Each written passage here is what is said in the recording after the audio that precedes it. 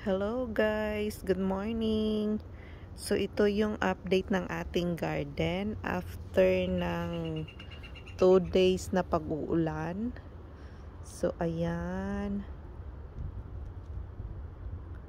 Umulan kasi kami dito mga 2 days na.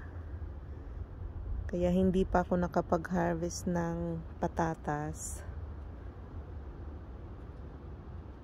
Tapos kagabi sobrang lakas ng ulan. Yan na yung mga upo natin, oh. Medyo malalaki na sila.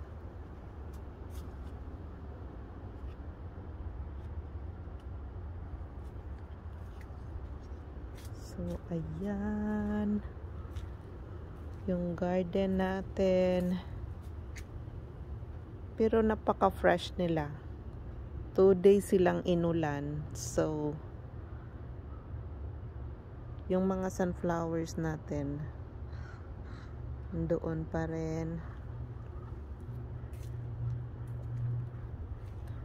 Kaya ang fresh nila kasi 2 araw na ulan. Ayan.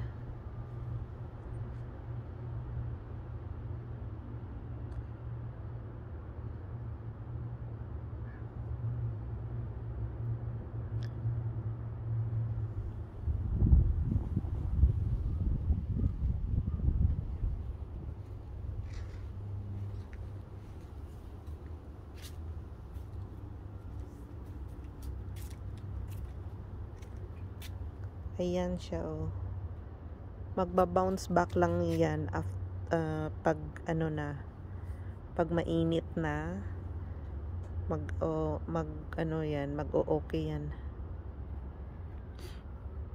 Ayan, oh. Parang matamlay sila tingnan, pero dahil lang yan sa lakas ng ulan kagabi. So magba-bounce back yan pag mainit na. Ito yung mga strawberry natin.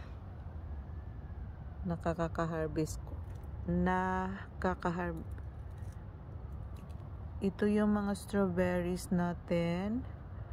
Nakaka-harvest ko lang noong nakaraan. Pero ngayon, marami na namang hinog.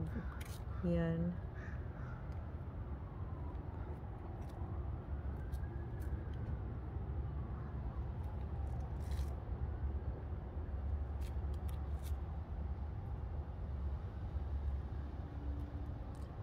So magshi-shake na naman tayo bukas kung hindi uulan.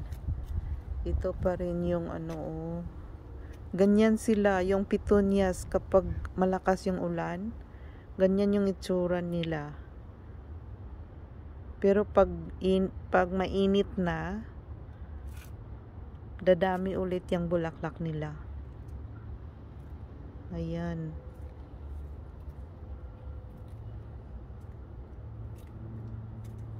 Ayan.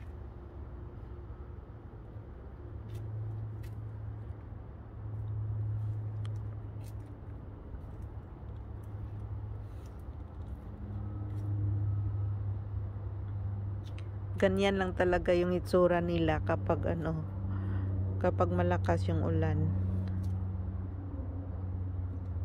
Pero pag mag-init sa tanghali, dadami yung bulaklak nila. May kamatis na naman tayo dyan. So ito na yung sunflowers natin.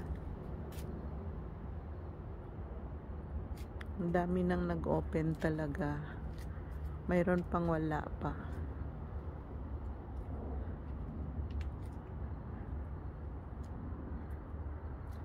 Pero mostly nag-open na talaga. Ayan, oh.